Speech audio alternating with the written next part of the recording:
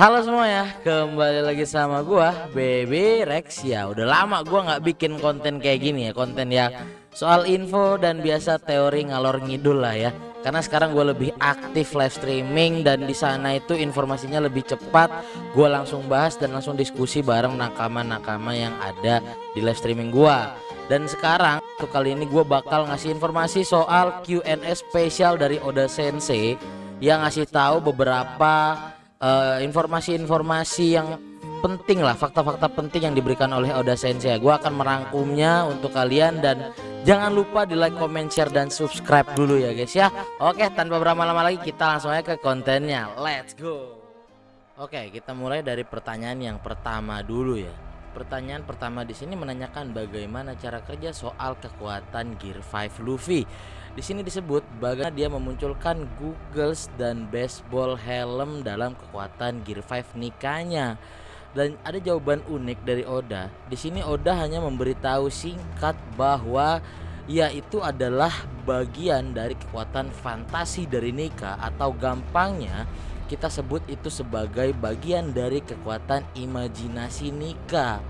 Oda tidak ada menyebut teknik atau cara kerja tentu karena emang itu simpelnya ya seperti itu gitu, soal imajinasi aja. Dan yang kita tahu kekuatan imajinasi tersebut kan tidak ada batasnya dan tidak ada spesifikasi rumit dalam cara kerja kekuatan tersebut. Dan ini sebenarnya gila sih untuk cara kerja kekuatan simple ini, bagaimana cara kerja imajinasi. Yang tadi gue bilang seperti udah tahu imajinasi itu tidak ada batasnya, dan itu adalah hal gila yang ada di kekuatan ini. Kalau gue boleh bilang ya, jujur seperti itu ya guys ya. Pertanyaan kedua, yang kedua ini tentang Sabo, soal bagaimana Sabo menggunakan kekuatan full dari Mera-Mera Nomi, dan soal pelatihan dia bagaimana menggunakan buah Mera-Mera Nomi tersebut. Dan dijawab oleh Oda, untuk latihan Sabo dia berlatih setiap hari untuk menggunakan buah tersebut. Berhubung dia juga mendapatkan ingatannya kembali dan dapat mengingat hal-hal yang telah dia lupakan. Itu jawaban dari Oda. Ya kurang lebihnya seperti itu. Jadi intinya Sabo ini berusaha semaksimal mungkin untuk mengeluarkan tensi dari buah Mera-Mera Nomi, mengingat buah tersebut juga warisan dari es dan dipakai oleh Sabo. Jadi itu dia sangat menjaganya dan juga ingin menjadi yang terbaik dengan buah tersebut, sekaligus mewarisi tekad dan keinginan dari Ace. Pertanyaan ketiga. Pertanyaan ini berhubung soal Dragon dan Luffy, yaitu menanyakan soal apakah Dragon pernah hidup bareng bersama Luffy biarpun sebentar.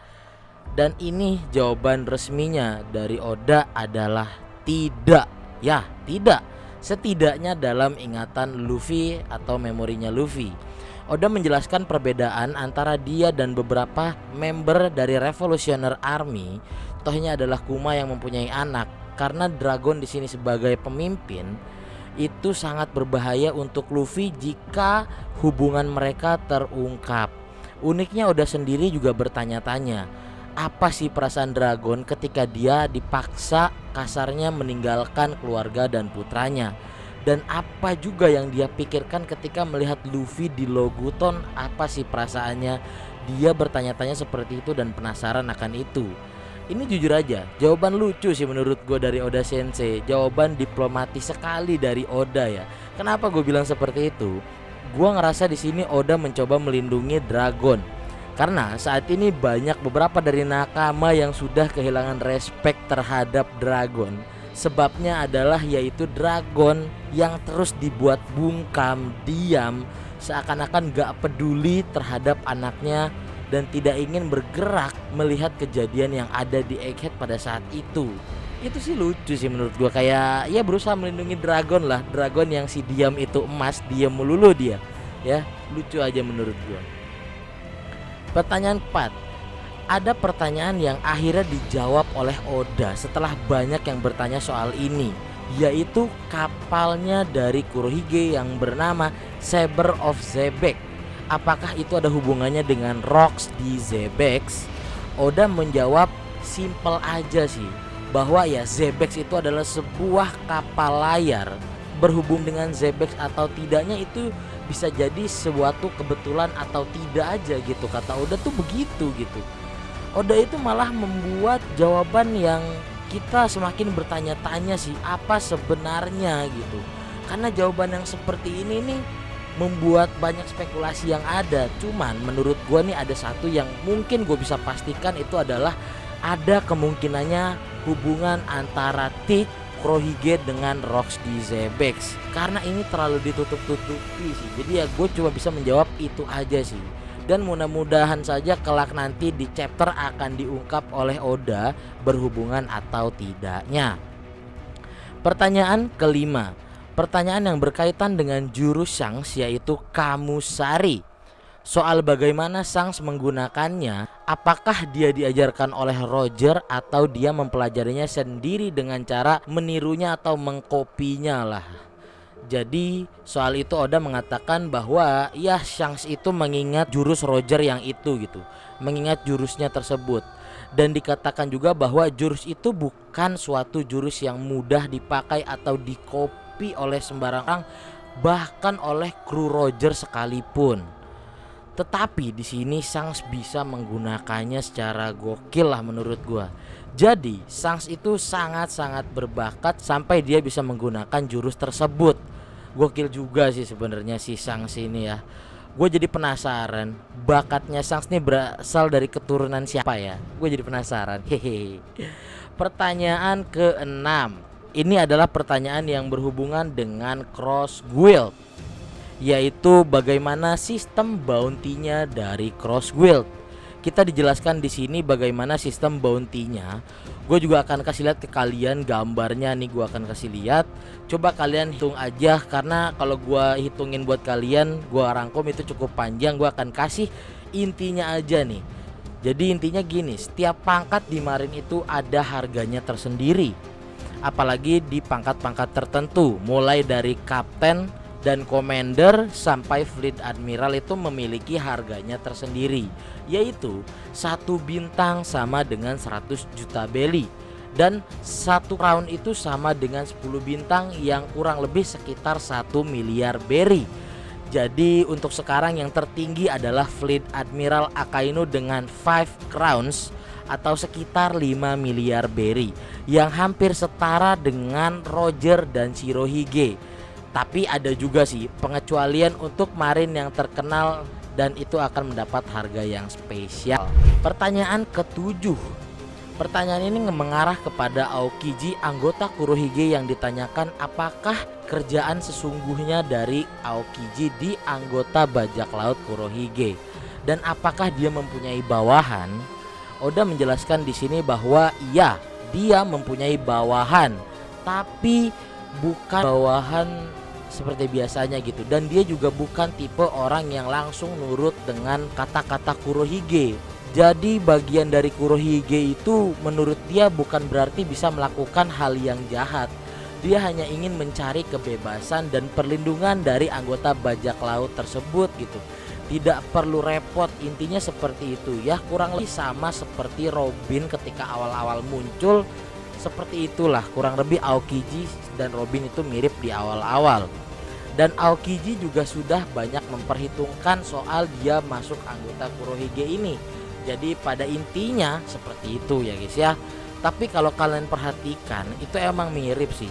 Mugiwara Crew dan Kurohige Pirate itu mirip, cuman membedakan dalam hal positif dan negatif, karena masing-masing dari mereka itu krunya mirip, mempunyai tujuan masing-masing.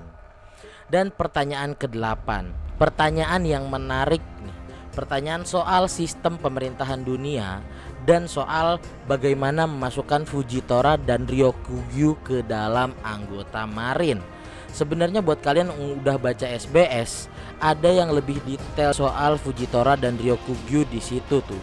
Tapi khusus di sini Oda banyak menjelaskannya soal bagaimana cara kerja pemerintah dunia.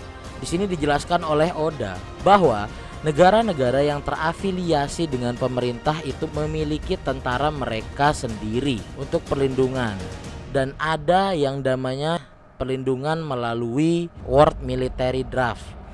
Dan dari situ Marine banyak memperkuat pasukan-pasukan mereka, merekrut tentara-tentara mereka yang berbakat dari setiap pasukan.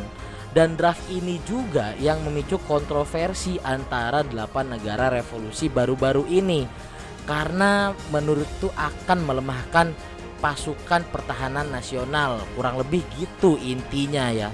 Seperti itu. Dan gua akan nyambungin nih soal ini dengan SBS volume 110 bagian Fujitora dan Ryokugyu.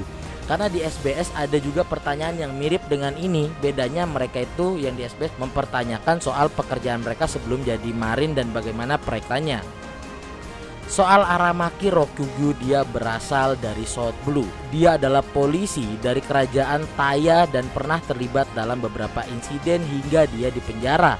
Reputasinya yang seperti itu sempat didengar sampai ke telinga pemerintah dunia dan akhirnya membuat dia direkrut dan langsung dipromosikan menjadi admiral. Kalau Iso atau Fujitora, dia berasal dari West Blue. Dan Iso pada saat itu tuh mengalami kerugian di tempat perjudian di Pulau Ular Kembar, dan dia itu di sana bekerja sebagai pengawal. Tapi ketika dia dibeli oleh pemerintah dunia, Fujitora itu sudah menjadi kepala militer di kerajaan Aoi. Dan pemerintahan pada saat membelinya itu menyadari fakta bahwa dia adalah seorang penjahat di perang besar yang mengakibatkan kerajaan Aoi itu hancur. Jadi itulah kurang lebih awal mulanya Fujitora direkrut. Intinya seperti itu. Dan buat kalian yang penasaran bagaimana dan kenapa sih Fujitora membutakan matanya sendiri, ya kurang lebih gue jelasin di sini ya. Karena Fujitora itu mantan kriminal terkenal, penjahat terkenal, dia berasal dari geng perjudian, intinya yakuza lah. Dan ada kasus di Jepang juga yang seperti itu. Jadi dia menghukum dirinya atau dia sudah capek untuk melihat dengan matanya dari kekejaman yang pernah dia lihat. Jadi makanya dia membutakan matanya tersendiri. Pertanyaan ke-9, buat kalian yang penasaran soal insiden Rocky Port, ini akan dijelaskan di sini nih, karena pertanyaan di sini mengenai soal insiden tersebut dan juga bagaimana Kobe dipuja sebagai pahlawan. Karena jawabannya cukup panjang, gua akan simpulin aja intinya kepada kalian ya.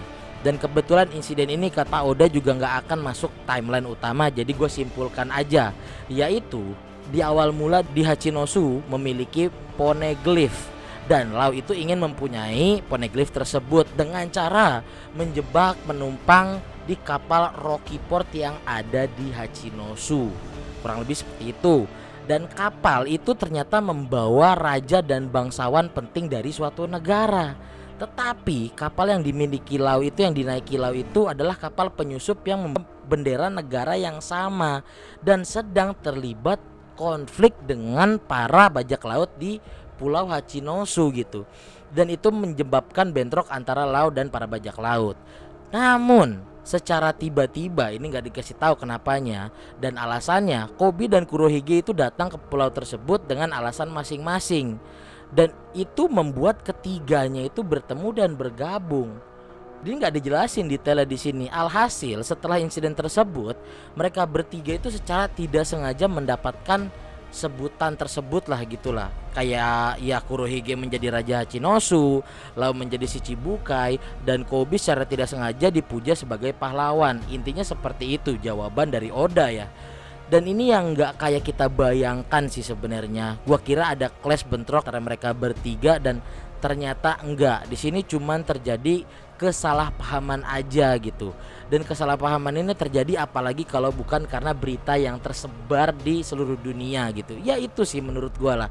Ini fake situation lah, hoax kayak berita Morgan yang sering beredar ya. Kalian paham lah soal itulah ya. Dan ini dia pertanyaan terakhir. Ini pertanyaan penutup yang bikin bertanya-tanya nih sebenarnya. Soal insiden God Valley Saint Vigarland Garling ditanyakan, dan kenapa dia itu pada saat God Valley itu dia maju dan melawan para bajak laut. Dan dipertanyakan juga sekuat apa sih sebenarnya Garling dalam hal bertarung. Lagi-lagi nih Oda hanya menjawab gini, dia kuat, ada alasan dibalik kekuatannya. Nah itu Oda hanya menjawab seperti itu. Kan ada kata ambigu ya dibalik jawabannya tersebut.